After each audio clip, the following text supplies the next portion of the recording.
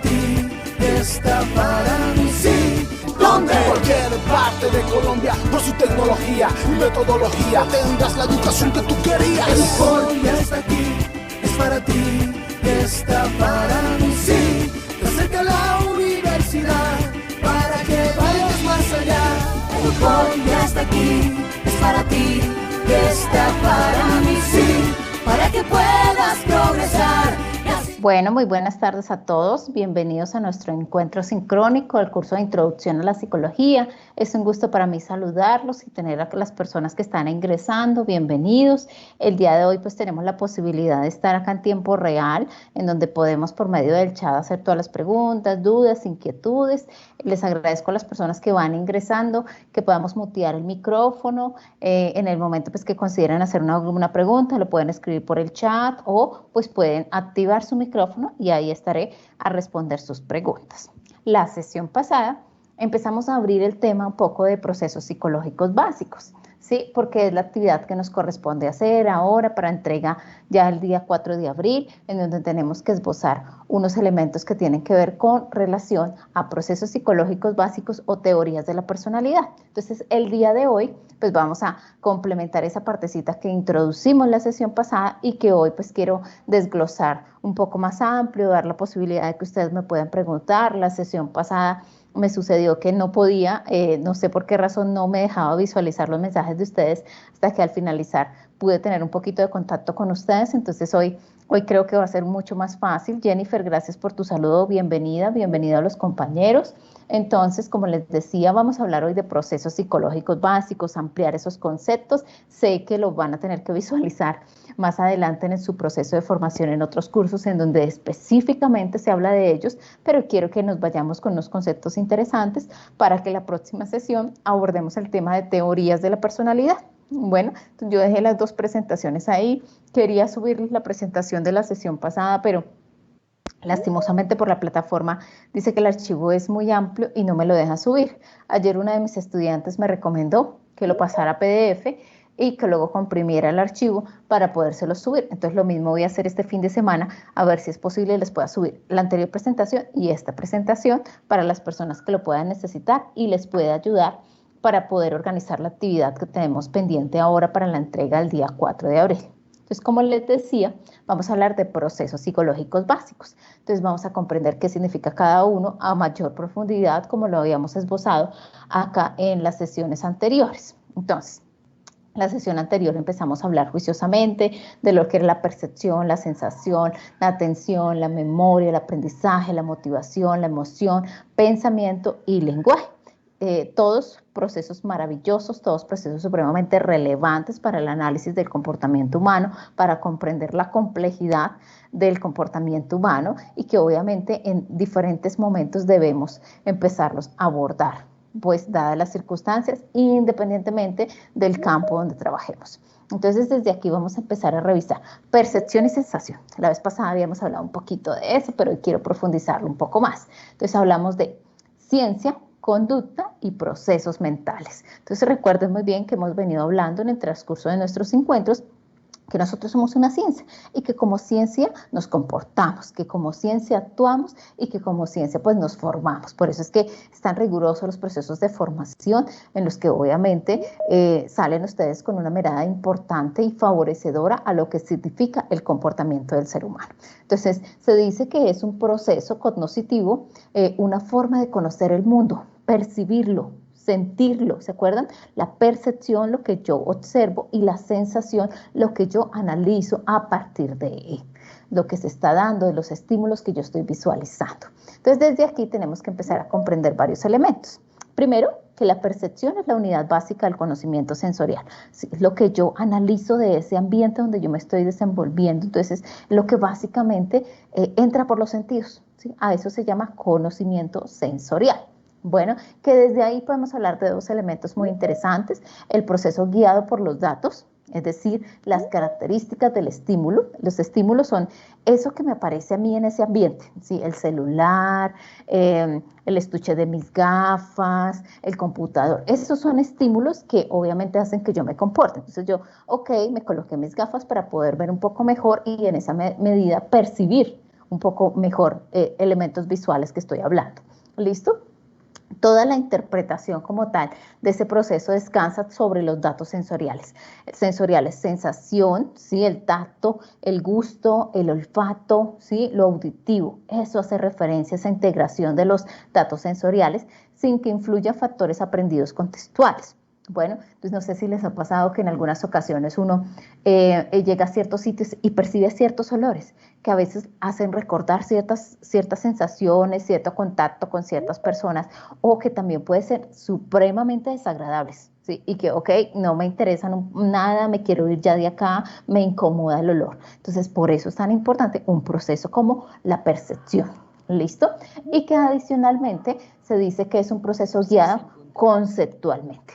Cuando se observan objetos desconocidos, que también pasa, existen partes del objeto que pueden relacionarse con estímulos ya percibidos. ¿Listo? Entonces aquí un ejemplo puntual es, no sé si han visto que ahora hay unas sillas súper modernas de mesas de centro en las salas, ¿sí? O sea, hay diferentes estilos. Y esos estilos, de cierta forma, nos hacen recordar que, oiga, inicialmente cómo era una mesa de centro, cómo era la mesa de centro de la casa de mis papás, cómo era la mesa de centro de la sala de la casa de mis abuelos, por ejemplo. Entonces, yo a partir de esa información previa puedo empezar a construir esa información actual. Entonces, por eso es tan importante esa historia que nosotros tenemos de conocimientos anteriores para poder analizar eso que actualmente estamos percibiendo.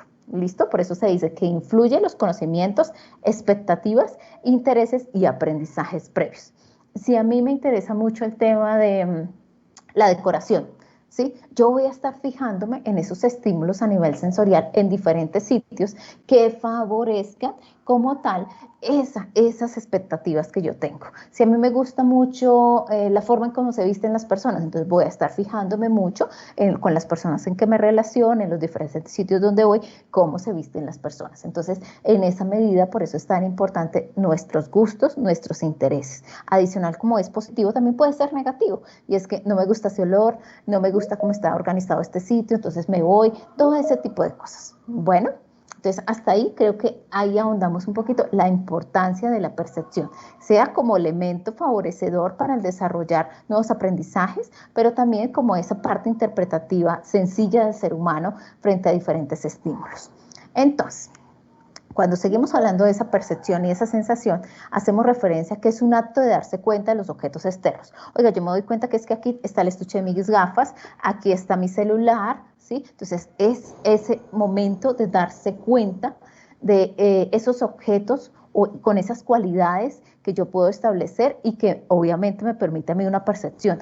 Es que ese color que yo veo allá de fondo de ese sofá, entonces me gusta ese color rojo, me llama la atención, empiezo a ver, digamos, dónde puedo conseguir ese sofá. Todos esos elementos son favorecedores, ¿listo? Integración psíquica que tiene como núcleo experiencias sensoriales. O sea, todo eso que pasa de que yo me fije en un estímulo más que en otro, pues también tiene una función a nivel cerebral, que ustedes van a tener que ver en materias como morfofisiología, neuropsicología. Ahí se empieza a hablar de esas funciones del cerebro, que cada partecita de nuestro cerebro tiene unas funciones puntuales. Y obviamente en estos procesos psicológicos básicos, pues es maravilloso comprender eso y uno a veces se queda asombrado de los avances de la ciencia para comprender algo tan interesante como esto. Entonces se habla de integrar, interpretar y discriminar. ¿Listo? Ok, mi cerebro rápidamente hace un análisis, integra la información, la interpreta, sí, yo había visto eso antes, y discrimina, esto me gusta. No, definitivamente esto no me gusta. Ese es el proceso, o sea, eso es en cuestión de segundos. ¿Cómo se hace? Pues de formas, de imágenes, de experiencias, y nos enseña a diferenciar un objeto de otro y a comprender la realidad. Bueno, por eso miren lo fabuloso, lo interesante que puede ser hablar de procesos perceptivos y procesos de sensación.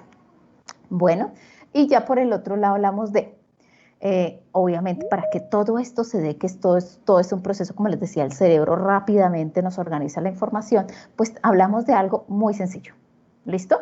¿Qué es? Datos sensoriales, ¿qué significa y cuál es la diferencia? Entonces aquí hablamos de una estructura, de algo maravilloso para nosotros en el conocimiento del ser humano, que es la neurona.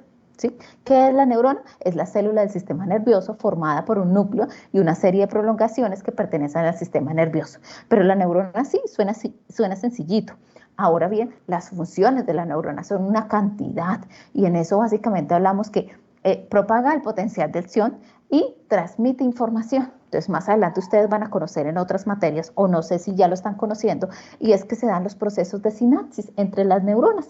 Se conectan las neuronas para generar nuevos aprendizajes. Bueno, y que ahí intervienen una cantidad de neuroquímicos y demás, eso lo van a ir aprendiendo juiciosamente y que a partir de eso, pues las personas desarrollan ciertas conductas y demás, se facilitan otras, se dificultan otras, todo eso. Pero a nivel biológico eso es supremamente valioso conocerlo y es así que podemos dar comprensión a por qué el ser humano se comporta de determinadas formas. Y aquí lo aterrizamos un poco a la función que tiene en la percepción, ¿listo? La percepción como tal de los objetos. Bueno, desde ahí pues empezamos a hablar un poquito de eso, de lo que significa la emoción. Ya abordamos un poquito lo que es la percepción, ¿sí? Ahora empecemos con la emoción. Entonces hay una teoría que es la teoría de James, que la pueden revisar ahí en el material que ustedes tienen en el aula. Se habla de un estímulo percibido, una respuesta corporal, una emoción experimentada.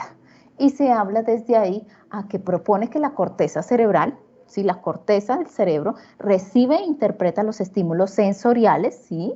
De nuestro cuerpo que provocan la emoción, produciendo cambios en los organismos a nivel visceral a través del sistema nervioso autónomo. ¿Listo? Y en los músculos del esqueleto a través del sistema nervioso. Entonces, todas estas son estructuras de nuestro organismo que hacen que se facilite, ¿sí? El desarrollo de la comprensión de los procesos psicológicos básicos, es decir, todo nuestro cuerpo, ¿sí? Cabeza, cuerpo, ¿sí? Y todas las estructuras que se componen allí tienen funciones importantes para nosotros poder percibir, generar respuesta y experimentarla. Bueno, entonces esos son elementos que son supremamente claves para poder comprender que, bueno, estudiar el comportamiento humano implica estudiar biología, estudiar, digamos, estructuras cerebrales, estudiar de pronto ciertos elementos filosóficos, todo eso tiene esas implicaciones.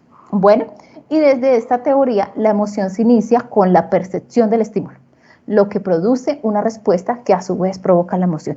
Cómo se percibe el estímulo y cómo, digamos, esto genera una respuesta. Entonces, digamos que inicialmente esa teoría de James ha tenido, digamos, un impacto importante en la psicología precisamente por eso, porque como lo dice ahí en la diapositiva, la emoción se inicia con la percepción del estímulo, cómo se percibe dicho estímulo. Entonces, desde ahí, pues ya empezamos a comprender, oiga, sí, una cosa relaciona a la otra. Bueno, cuando tengan preguntas, chicos, recuerden que estamos acá en directo y que les puedo responder acá por el chat. Entonces, con toda la confianza del mundo.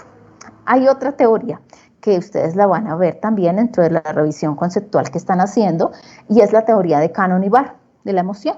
Y ellos dicen que hay un estímulo percibido, hay una emoción experimentada y hay una respuesta corporal. ¿Listo? Desde esta teoría se dice que la percepción del estímulo provoca simultáneamente la emoción y la respuesta física. Es decir, que nuestro cerebro procesa rapidísimo, que eso es la alegría, la tristeza, la rabia, el asco, la ira, pero que también se genera una respuesta corporal. Ay, ¿qué tal donde yo veo eso allá en esa mesa y eso que veo allá me da como asco porque tiene un color como oscuro, como negro, como sucio? Que hace que la respuesta corporal sea alejarme. No me quiero acercar a ese estímulo porque lo analicé, lo percibí como algo supremamente negativo y que me genera malestar. Bueno, entonces miren cómo se da esto. Él dice, Cannon y Barr dicen algo, es muy interesante, que la emoción experimentada sea paralelo a la respuesta corporal. No es que una se da primero y la otra se da siguiente, sino que es paralelo. Bueno, entonces son teorías que han tenido críticas, pero son teorías que son muy aceptables para la comunidad científica. Bueno, y ya desde aquí, pues hablamos que, por eso quiero dejarles esta presentación también, no para aburrirlos, sino para que se motiven, diga, un poco más al tema de, más adelante van a tener que hablar de algo muy bonito, que es, cuando yo les decía el tema de la sinapsis, es que ahí intervienen diferentes neurotransmisores. Esos neurotransmisores son la acetilcolina, la dopamina, la noradrenalina, la serotonina, el ácido antirribonucleico, la glicina, el ácido glutámico, o sea, todo, creo que las hemos escuchado en algún momento. Ay, que la adrenalina, la noradrenalina. Esos son neurotransmisores encargados de facilitar el proceso de percepción y sensación. Y pues obviamente todo lo que pasa adicionalmente con todo el procesamiento de información que vivimos haciendo nosotros como seres humanos. Bueno, entonces no las quiero profundizar, pero sí quiero dejarles como tal esa información que me parece pertinente, por eso voy a hacer todo lo posible para que les pueda yo subir esa presentación.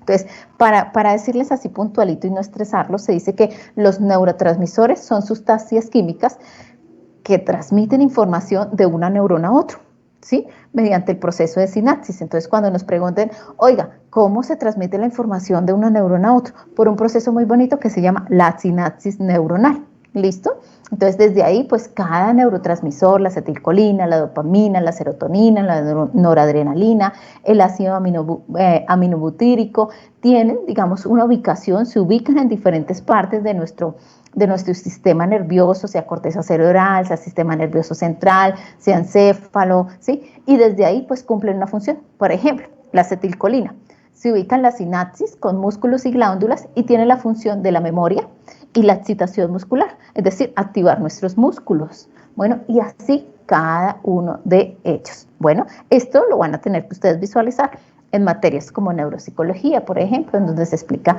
a profundidad cada uno de estos elementos. Bueno, ahora bien, cuando hablamos de la sensación, se habla del proceso de convertir información física en información nerviosa.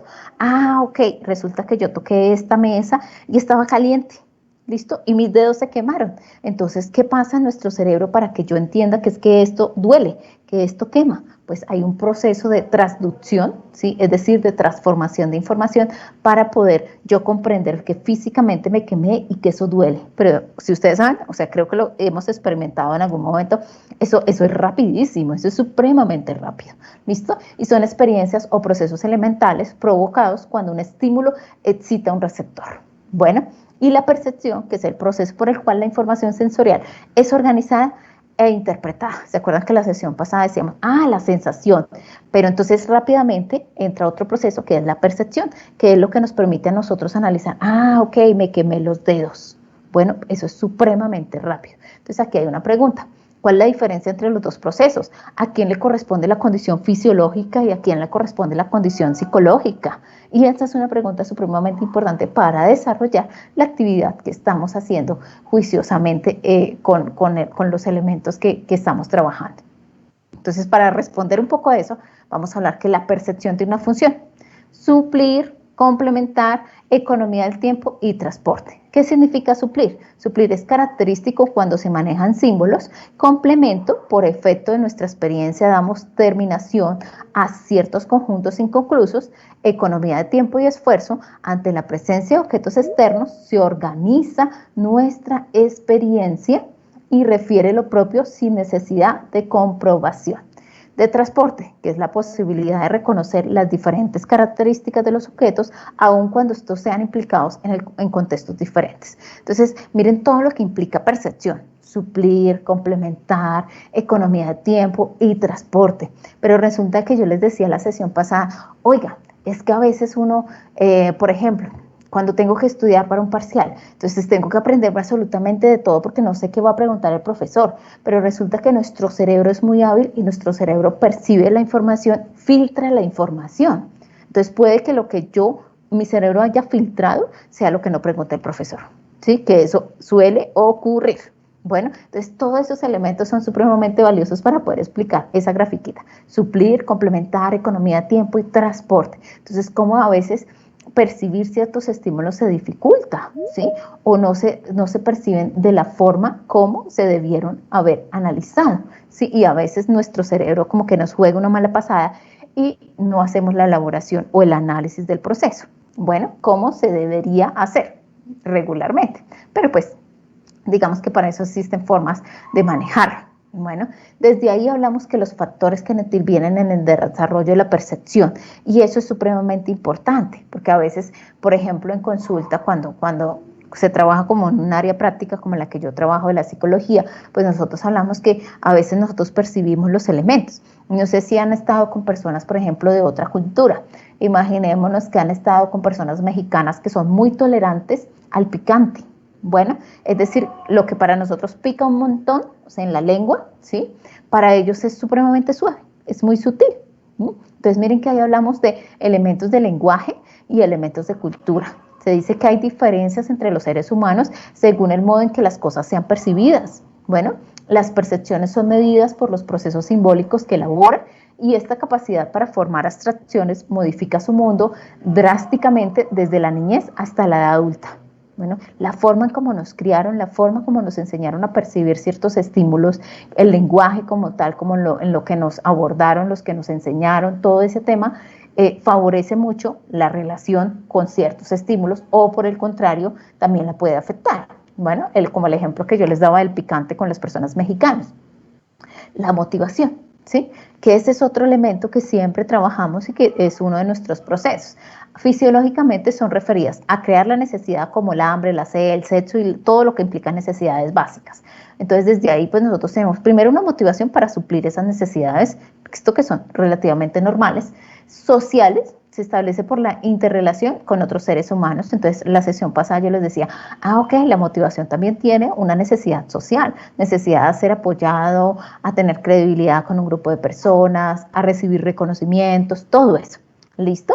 Y psicológicas que se estructuran basados a los dos anteriores, es decir, a partir de las sociales y las fisiológicas se estructuran las motivaciones a nivel psicológico. ¿Listo? Y que en cierto momento actual, con independencia, tal es el caso de las inclinaciones intelectuales. Bueno, entonces el proceso que ustedes están llevando académicamente es un proceso de motivación que se estructura a partir de unas necesidades básicas y unas necesidades sociales. Entonces, se estructura eso a nivel psicológico. Ok, yo quiero estudiar psicología, quiero graduarme como psicólogo, entonces tengo esa motivación para aprender, para generar nuevos conocimientos, para ser útil a una sociedad en un campo aplicado como la psicología. Todas esas motivaciones se pueden desarrollar.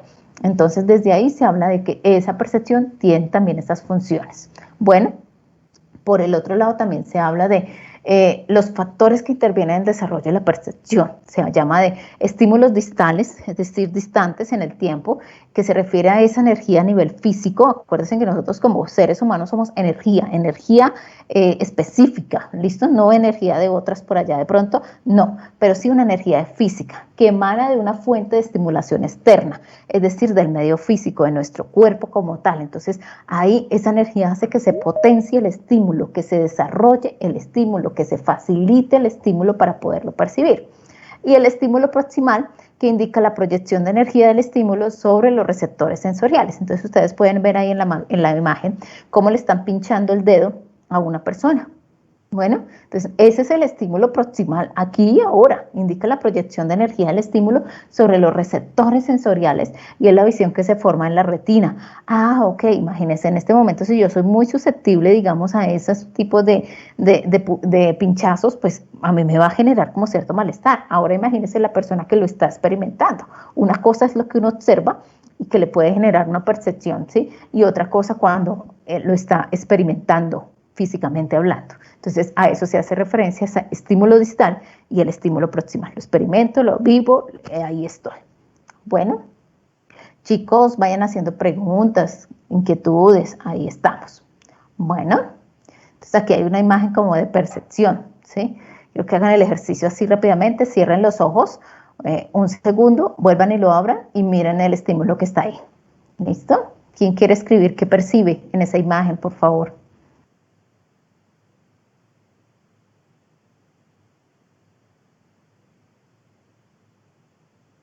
Alguien que escriba en el chat, chicos. Ahí está. ¿Qué perciben?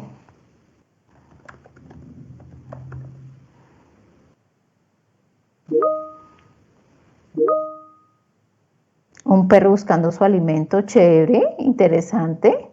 Listo. ¿Qué otra cosa perciben? ¿Todos perciben un perro? ¿Como Jennifer?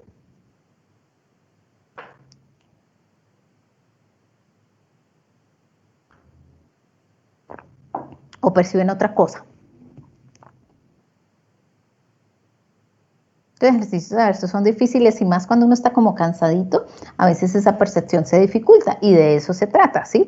Yo puedo, por ejemplo, ver una persona, puedo ver los ojos de un gato, ¿sí? O la imagen de la cabeza de un gato, ¿sí? Otros pueden decir, ah, no, es un perro grande, como que de esos que tienen manchas negras con blanco, sus orejas son negras, tiene un collar, ¿sí? Otros pueden decir, ah, no, mire, atrás se ve como la parte de frente de un gato, miren los ojos, ¿sí? Entonces se dan cuenta que frente a ciertos estímulos nuestro cerebro favorece el desarrollo de ciertos elementos perceptivos y puede generar otros también.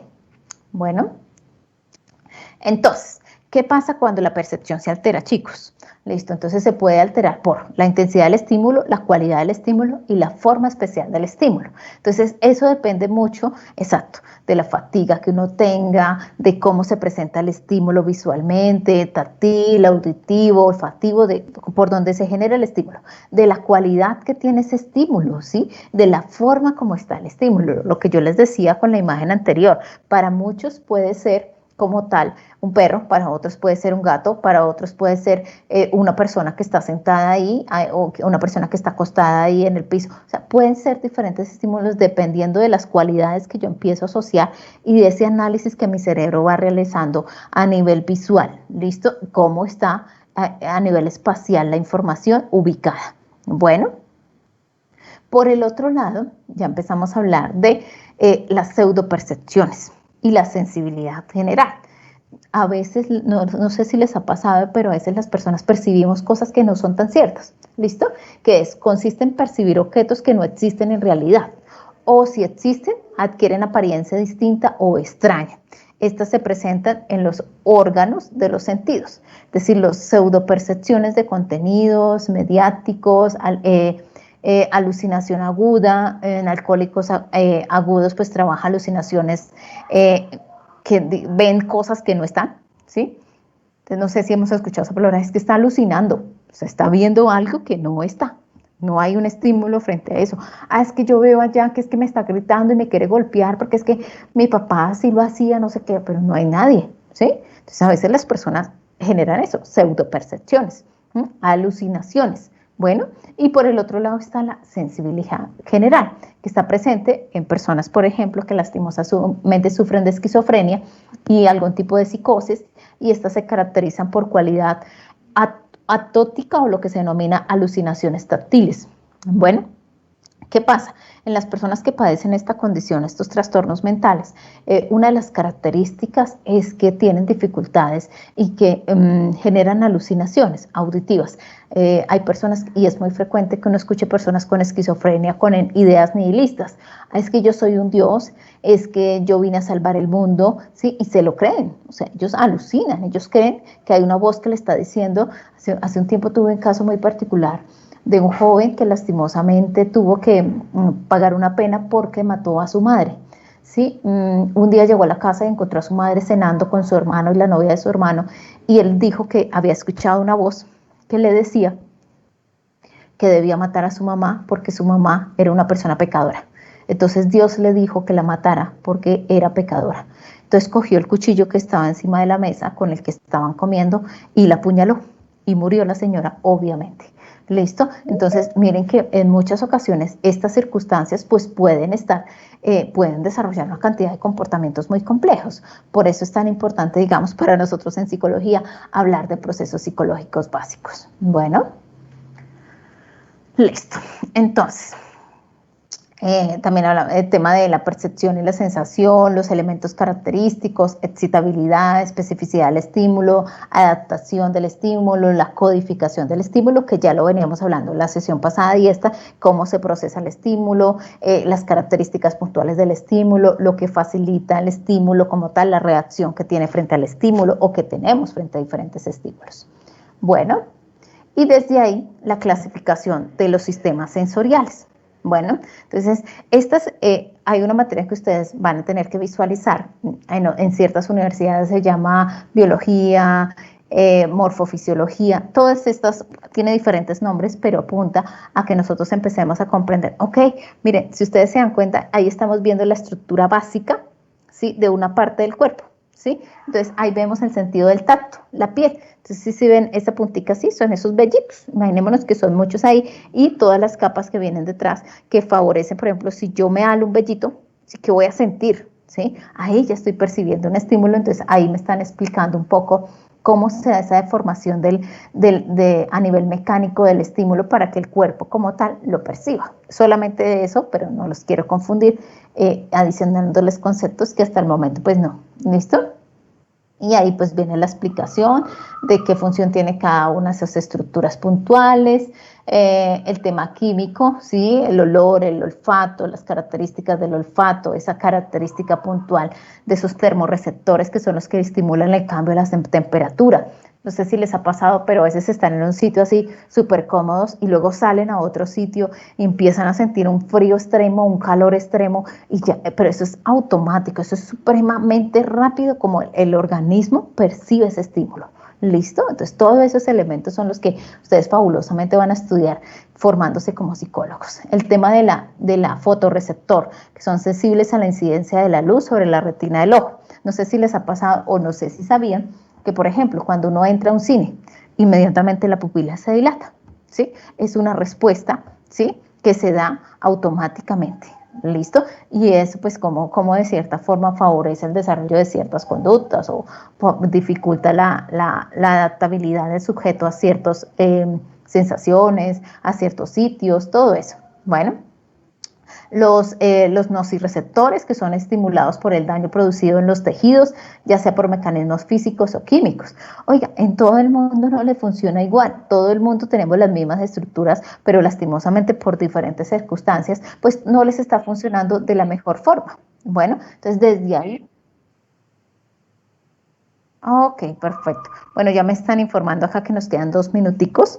Quiero que por favor, si tienen alguna pregunta, alguna inquietud, la vayan haciendo hasta ahí. Igual voy a hacer todo lo posible para subirles esta y la anterior presentación para que les quede una cosita organizada ahí. Ya me dijeron más o menos cómo lo puedo hacer.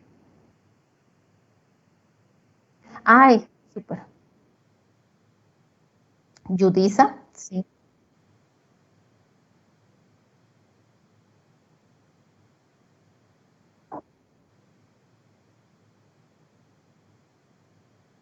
Perfecto. Aquí la persona del máster amablemente me está leyendo las preguntas que ustedes están teniendo y hay una pregunta que dice que ella está pensando en la actividad de hacer la entrevista. Entonces, que si ya lo puede hacer en un Google Drive. Claro que lo puedes hacer, sería espectacular. Entonces, tú creas ahí el Google Drive, me envías el link para que yo pueda acceder, obviamente, o si lo vas a descargar después de eso y me envías el documento directo, porque lastimosamente me está pasando y aprovecho para decirles que me está pasando que estoy calificando, pero algunos me han enviado el link que no es. Entonces, agradezco que estén pendientes, estoy calificando el curso de ustedes particularmente y me ha pasado eso.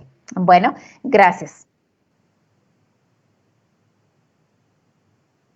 Listo.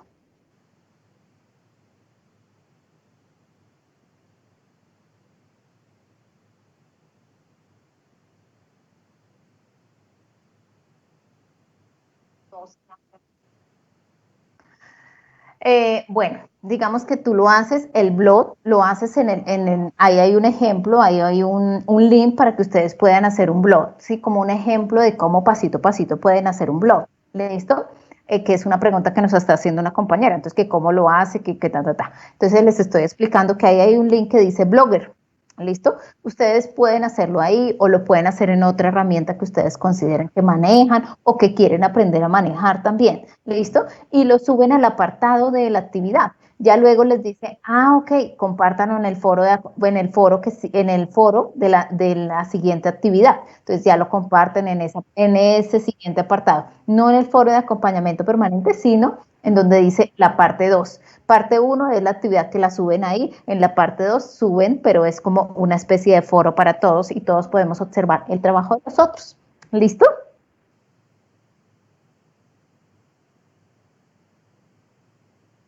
Listo. Muchísimas gracias a todos por su participación. Pues yo estaba esperando que me escribieran aquí por el chat del Teams, pero pues creo que han utilizado es el otro canal de YouTube.